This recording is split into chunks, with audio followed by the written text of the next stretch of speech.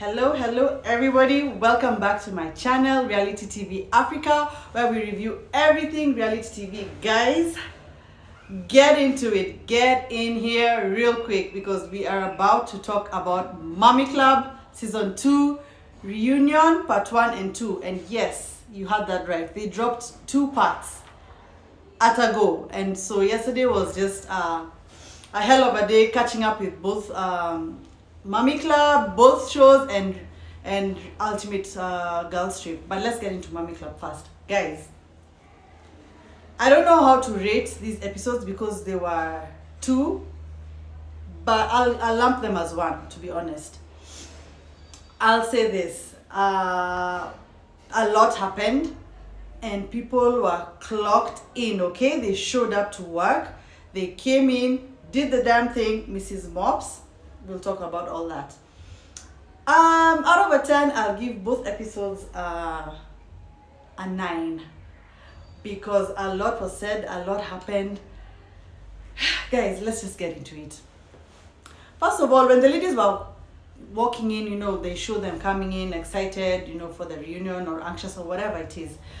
We could see Mrs. Sande, for me, is what stood out to me. Now when I look back at it, she was a bit, how do I say? She looked ready, but she came in there almost naive. I mean, it was her first reunion and everything, I can't blame her. But one thing I'll say is she was completely unprepared for what was coming.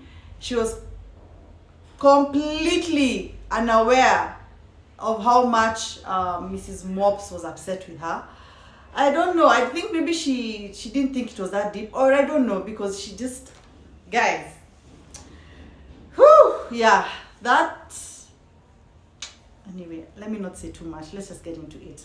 Let me rate the outfits. Let's start from the host. The host, her dress was nice. I don't know, guys, I think simplicity is always better when it comes to dresses.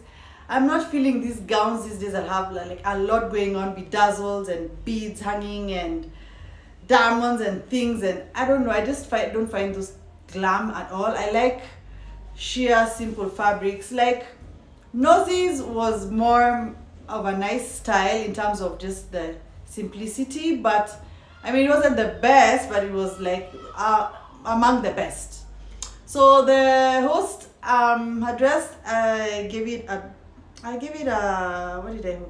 6. Her makeup was really nice. It was clean. It was not cakey. It was just how do I explain? It was just very pristine, very clean, not too much going on, not too much color, just muted. It was a nice, muted, classy look. But I did not like her nail color. The choice of the nail color was just wanting, because it's in focus when she's holding the cards on the screen. That what was it looking like? Lime green didn't work for me at all. But otherwise, she looked presentable, she looked nice, and she was very eloquent, very poised. She commanded the ladies very well, and she knew what she was doing. Though I've been seeing a few people here and there, especially on my Instagram, and guys, description box, hit follow in the description box, because I've posted the link right there. People are feeling like she was biased, and they're saying she was biased more towards Mrs. Mops, that she was siding with Mrs. Mops. I don't know. Okay, when I watched it, I felt like she was very focused on Mrs. Sande and getting Mrs. Sande to address a lot. I'm not sure why. Maybe production had already briefed her about what Mrs. Sande was feeling, or what the ladies were feeling about her. But also, I felt like, when you ask a question, she was directing it at the person who she knows has beef with the other person. Like when she addressed Mrs. Mops about what she thinks of Mrs. Sande, Mrs. Mops was the first one to be asked. You see what I'm saying? It felt like the host kind of already knew. I think production, of course, already knew what needed to be addressed. But anyways, the ladies, I wrote down the notes, and I'm gonna say who I liked the best. My best dressed was Rati's, in as much as it had all those beads and what going on. I think the style, the cut of the dress and the way it fitted her, it fell on her frame quite well, even when the movement and when she sat, it looked elegant. My worst, honestly, was Nurai's. I didn't understand what that up here was like a purple thing, down here is like a lacy thing. Nurai is quite a fashionable mommy. Actually, she's my top in terms of fashion on the show. But this dress for me just wasn't working at all. Honestly, did nothing for me. So yeah, Ratile, then Nosy, because I told you I really like Nosy, the simplicity of it. I mean, I could change a few things here and there, but just the way it was, just, you know, one color, one material, not too many bedazzles and things going on. And then Mrs. Mops was next. Hers, I liked the shape and the cut and how it fit her. Though that skirt, the inner skirt was like looking like shorts, really short. But anyway, it was a nice style. Happy's was like,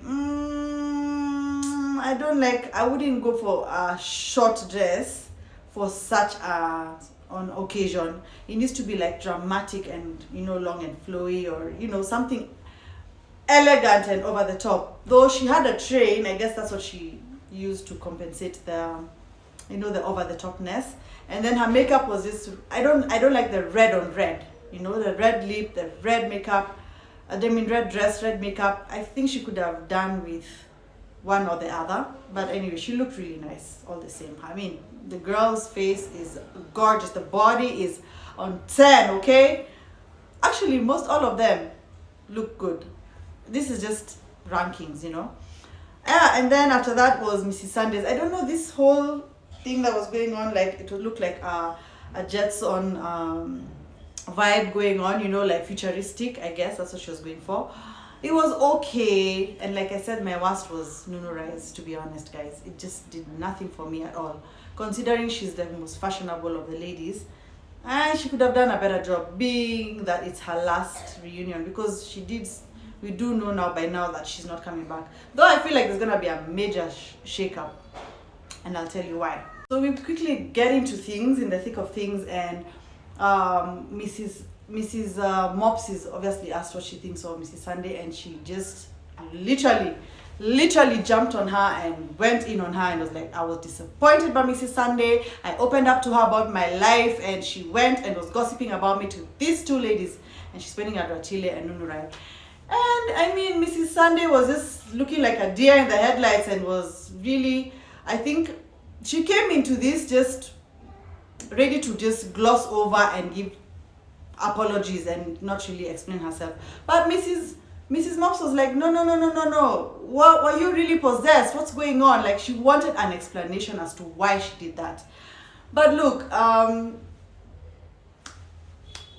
the ladies felt like, you know, she was influenced by Ratile and Nunurai's opinions of the rest.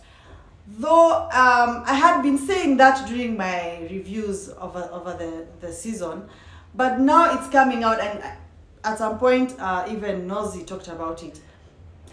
It's actually hit me. I was like, wait a minute, I think this lady was watching the show, and she came into this with already her preconceived notions, and she kind of alluded to it before she got her, sadly, she got her panic attack and couldn't, you know, like articulate herself. But yeah, she caught her feeling when Nosy called her a fan.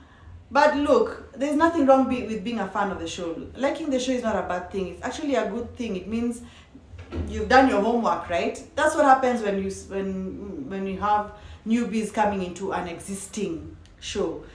Ain't no shame in it. Ain't no, you know, there's nothing wrong with having had watched it previously. There's nothing wrong. But anyways, she came in with her preconceived notion.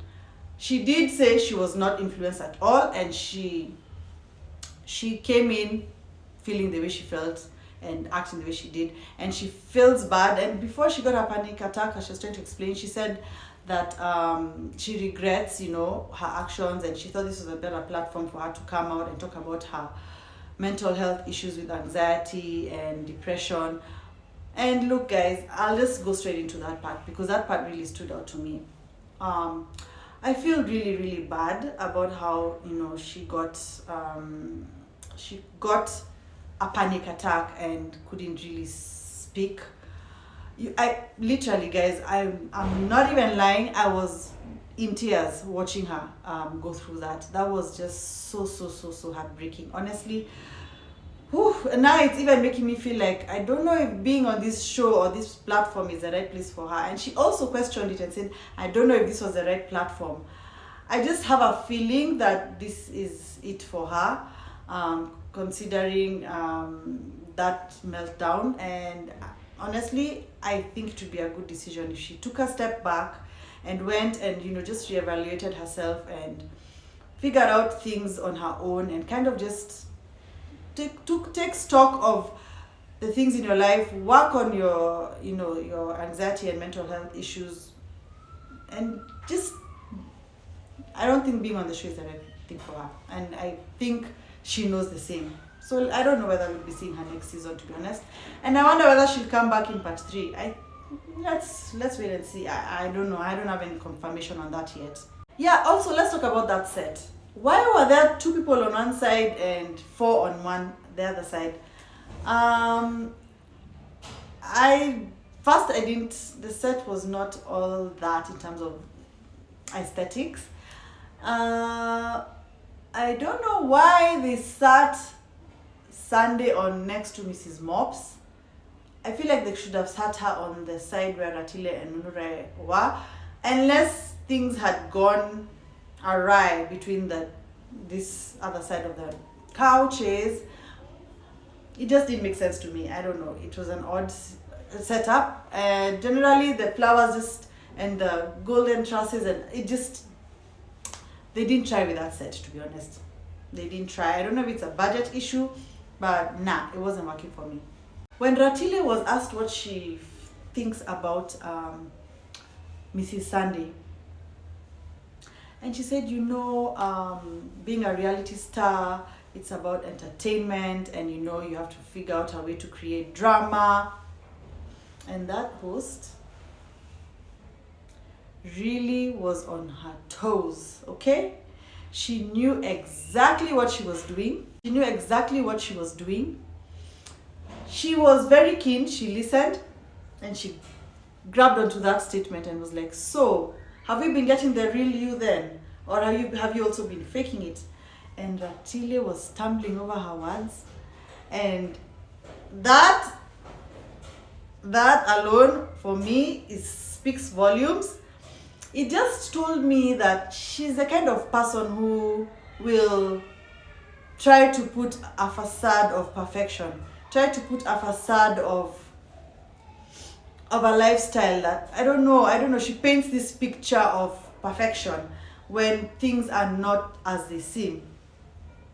It's very evident even in her social media posts, like with her marriage. There's always 1 week we're hearing she's divorcing her husband. The next week we're seeing them with the family and the kids.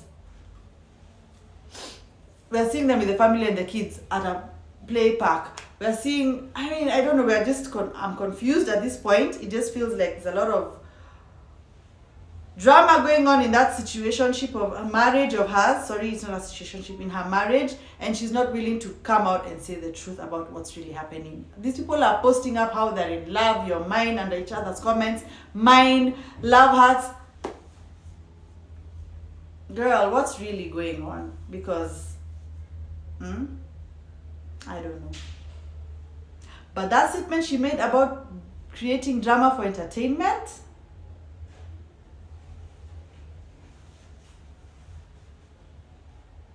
nope.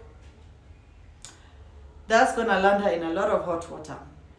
I wonder whether we'll be seeing her come back. I don't know. I just have a feeling that I don't know. Something inside this is telling me I don't think she's gonna be back. This is just me, based on how things went yesterday. Happy was also asked what she thinks about Mrs. Sande, and I said earlier, she feels like she's being influenced by Ratile and Nurai. But if you now listen closely, Sande does admit to have watched the show previously. I guess she came in, and I agree, she came in with preconceived notions. Over and over, Nurai and Ratile kept telling her, do not inherit other people's beefs. You decide for yourself, meet the ladies, form your own relationships with them. And Ratile also mentioned the fact that, weirdly, she said all of us kind of met her at the same time, and we all know her the same amount of time. So the fact that she came in as Ratile's fighter was just, she made a choice, she made a decision, I think, from jump. That's what it sounds like. And then we get to Nurai, and the host asks her why, why she read a tweet, rather. A lot of tweets were read, but one of the tweets she read is that the fans noticed that Nurai was vacant. She was quiet in most scenes. And Nurai said, nobody wanted to start anything with me. They are afraid of me. And Mrs. Mops is like, I ain't afraid of nobody. I'm Mrs. Mops. But then Mrs. Mops came in owning that she's Mrs. Mops. She knows she's iconic. She knows who the hell she is, and nobody can tell her nothing, okay? Mrs. Mops came in ready to clock those women, okay? Happy, in as much as Ratile says they come in and they create drama and for entertainment, Happy is who she is. She shares her life, she shares her woes, she shares her ups, her downs. Season 1 was Happy's season, honestly. Season 2, not so much. Season 1 was definitely her season. The fans were in love with her. She really, really gave her entire life like on a platter to them. But I believe when she says she is who she is when she shows up. And I believe her. Yes, the host actually, for me, the parts that she didn't work for me with her is when she kept... Some questions she was asking were... Like I said, she'll direct a certain question because she knows this person has beef with this one. And now she directed the question of Miss Manche doing the event with Nurai and basically using it to capitalize on her business when she's not part of the cast anymore. And of course, Happy, who's not feeling Miss Manche, is like, obviously, that is exactly what she came and did. Well, if that's what she came and did, she's winning. And then she switched her attention back to Mrs. Sande and was like, Mrs. Sande, what was that you said about her, her fashions not being up to par, or rather being substandard? And Mrs. Sande was kind of like backpedaling and like, no, I only talked about the gift bags, and the production had receipts, okay? Production had receipts, and they showed the fact that she said she didn't like any of the runway pieces. And look, Mrs. Sande, you just have to own your stuff. And that's what Nosy was saying. Own it. Don't come in there acting like now you're afraid to, speak or own up to what you said in the confessionals. Because she was very messy. Actually, Mrs. Sande was very messy. I think watching it back, she was quite, how do I say, not surprised, because she knew she had said those things. But she said she was disappointed in herself, and that's not who she really is. But you said those things. Now you need to explain why you said them and apologize. Not just gloss over and give a blanket apology. That's not what the ladies wanted, and that's not what we, the fans, were expecting. But anyway, one thing I also caught was the fact that Mrs. Mops's vitriol and anger and angst and everything was more for Ratile than Nurai. And if you look at the things they were saying, Nurai was also, like, when they talked about the pajama sets that Mrs. Mops gave them at the getaway. Whoa, both Nurai and Ratile did say that they were not good quality. But she went so hard on Ratile, and she said, Ratile, you are saying they're dirty, they're this. Nurai might have said much more, but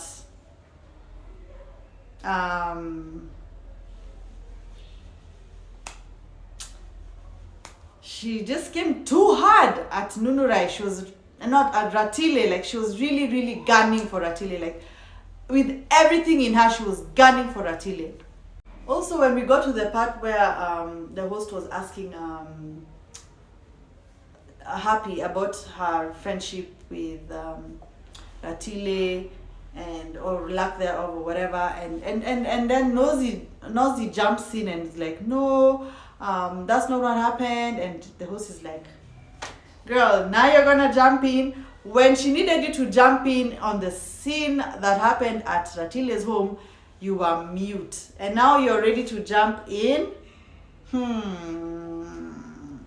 And this is where now I saw through Nosy and her fakery, because she's like, oh guys, if you look at me in that scene, I was preoccupied. My son needed my help. I was on the phone, and he's based in the USA. There's a lot of issues going on in my family, and I just needed to handle it. I just didn't even hear what was going on. I didn't hear everything that was being said. It was very clear when you were asked by Happy, and she's like, I'm not saying anything. Meaning you know exactly what you are answering. Girl. Nah. But anyway, Happy didn't take it personally. Happy has forgiven her. Happy is cool with her. So if Happy is cool with her, we're cool with her, unless otherwise.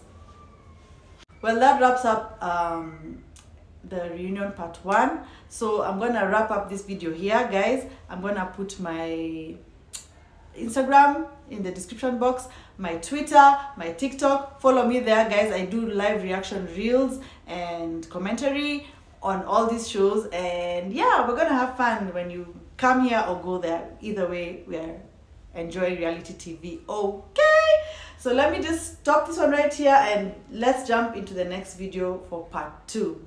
Bye.